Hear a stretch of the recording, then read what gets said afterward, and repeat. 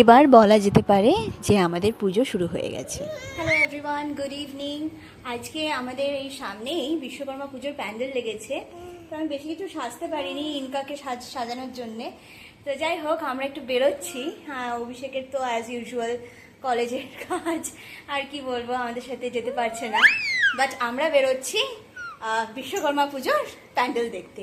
তোমরা হয়তো দেখতে পারবে এখান থেকে, দাঁড়া একবার ক্যামেরাটা ঘোরাই, দেখতে পারবে লাইটিং গুলো হচ্ছে, ওখানেই পুজোটা হচ্ছে। তো একটু যাবো ওখানটাতে হিনকাকে নিয়ে। চলো, আমরা দুজনেই বেরিয়ে পড়েছি, আর হেঁটে হেঁটেই যাব, কারণ গাড়িতে অভিষেক নিয়ে চলে গেছে। আর যেহেতু বাড়ির সামনেই, তো আমি হেঁটে হেঁটে লাইটিং দেখাতে দেখাতেই হিনকাকে নিয়ে যাব। তো যাই হোক, প্যান্ডেলটা খুবই সুন্দর করেছে এবং এখানে খাওয়া দাওয়ার জায়গাও করেছে। যদিও এটা আমরা এখানে অ্যাটেন্ড করতে পারবো না, কারণ এটা শুধু কমিটি মেম্বার্সদের জন্যে।